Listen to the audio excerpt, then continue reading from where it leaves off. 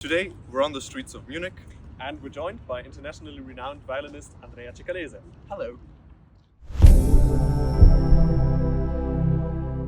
Andrea, you're living a lot of music students' dreams, traveling all over the world and performing everywhere. But what's one thing about this lifestyle that you wish you'd known before it started? I think something I wish I knew as a student is that even people at the top of this profession don't feel like they know what they're doing either.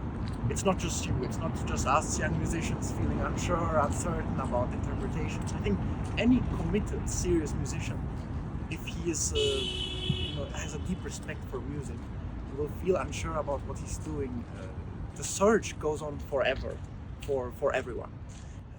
And I guess that what these top level professional musicians do, some of which I have had the pleasure of really sharing the stage with, and so I was able to admire and look at their work from close up, is that they managed to play in a way without feeling restricted from judgment from others, insecurities from their personal selves, and therefore their interpretation appears much more convincing to the public than what it appears even to themselves. So why some of those interpretations maybe to students may sound more convincing is because these people have been reflecting and questioning themselves for longer time, some of them for half a century, and they manage then to play though with freedom. So in other words, the search goes on forever, not just for you but for everyone. So when you go on stage, just play, nobody knows the answers to your questions, and certainly not the public. So Andrea, you said that the acoustics of a hall changed the way you play. So what is it exactly that you pay attention to? First and foremost, I guess how loud you have to play, because there is halls that are bigger, there is halls that are smaller, and the violin stays the same size every time. So that's the first thing. But also, I guess the density, the width of the vibrato, for example. I mean, vibrato in the end are ondulations, and they have to arrive to the last hall, to the last row. So, for example, how much can I give? How much is too much? How much, and so on. There is. In a recent conversation with violinist Pinkas Zuckerman, who came to my concert in the summer. I played an open air concert, and then we started talking about acoustics, and he told me, always play to the exit sign, always play to the last corner of the hall. And I think that's very true. So if you try to put a person in the last row, play for them. And then of course there is halls which make it very easy for you to play, such I'm thinking Berlin Philharmonic or Tonhalle Zürich, where I played and I had to do nothing and it sounded amazing. Then there is halls which are more difficult. For example, Isar Philharmonie here in Munich, I find extremely difficult to play in, because when you play you feel like your sound has no reach at all. And so in total what I try to do in a dress rehearsal is to set up expectations for myself on how I'm gonna feel at the concert playing in this hall. Like, the hall is the way it is. I can change the way I play, but in the end, how do I feel and how can I make it comfortable to feel the best? That's what I do. And so if you're playing an open air concert at the beach, as you did, where's the exit sign there? There, I don't care about acoustics because it's gonna sound bad anyway. Yeah. There I care about the atmosphere, that people have a good time at the beach. I mean, that was a very special concert. We played with Antonio del Castillo with accordion at the beach at sunrise in Italy. There was the sound of the waves in the background. I mean, it's a completely different experience, but I would say in rather serious concert halls, the approach is different. Next up, can you walk us through how your career got started? I mean, to be honest, my career started quite by chance. In fact, when I was 17 years old, I was studying as a pre-college student in conservatory in Germany, and the conservatory offered the chance to play Sibelius Violin Concerto with a professional orchestra. And in that occasion, the conductor I worked with enjoyed our collaboration, invited me to play again with him in Munich.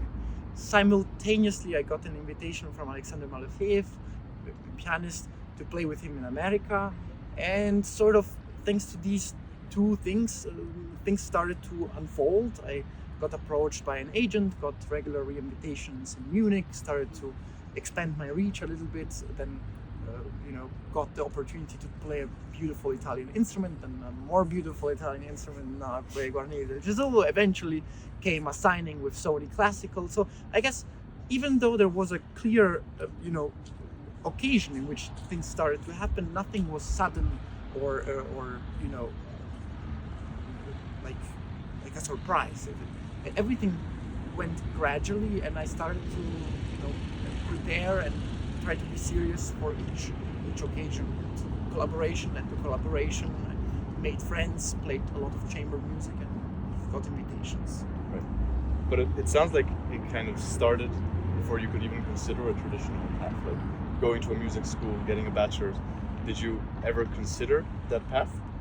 Yes, of course, like everyone else, I considered that path, but especially because I simply considered paths so that I could keep learning about music, keep, you know, just love even more the art that I'm doing, meet interesting people, be inspired.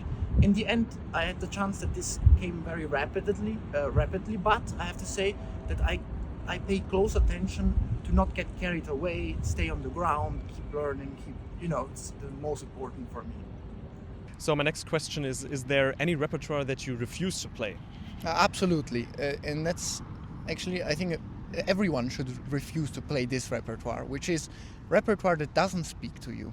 Repertoire where even after working on it or listening multiple times, it just says nothing to you. First of all, I don't do it out of egoistic reasons, I just don't like it. But also, I have to say, out of respect for the music, for the composer, probably there is people that will like it and they will play it more from the heart than I will, so why should I play it? So if I'm asked to play something that I don't like, I will not play it. I've made this decision a year ago and I'm not doing it. So my last question is classical music in general.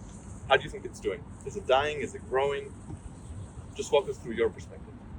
Well, first of all, I have to say I've had a so-called career maybe just for 1 or 2 years, so I'm not an expert in this. What I can see maybe in comparison to the past is that interpreters are less stars than before. We don't have big stars in interpretation.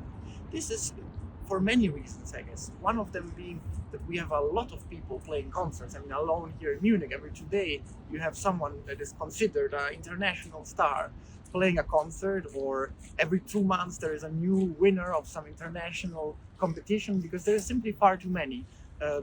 And what I care to say is that I believe that what fills the halls nowadays is rather the programming.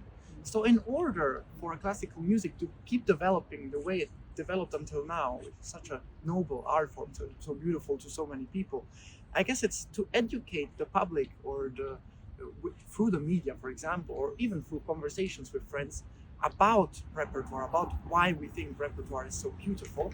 And I consider it also the responsibility of any young musician to support and play the music of contemporary composers, which they feel deserve to be heard, have a voice, have something to say. Because only this way classical music can keep developing. The last question is, what aspect of your playing are you working on the most? I'm trying to learn to listen to myself. And with this I don't mean emotionally, but I mean to listen to what I'm actually doing. For example, on stage, that when I look at a video of a recording of my concert, it doesn't come as a surprise that, oh, this piano didn't come through, or this phrase didn't, sound as expected, but that I actually learn while playing to listen to what I'm doing. I think that's very important, and that happens on all levels. As a child, you learn not to rush, for example, and maybe as a more mature musician, you learn the fine nuance that you want to present, how it makes a difference to play it in a 2,800 seat hall or a salon. And I guess that's to listen to what you're doing. That's what I'm working on right now. Wonderful, thank you so much. Thank you. And finally, let's hear Andrea Cicalese's top comment. Young musicians should stop dismissing people who have less knowledge about music or cultural history than them. Culture should never be used to diminish people, but rather to invite them into what we are doing. Make them understand why what we do is something you love so much. Culture should never be used as an offense, but only as a defense when needed.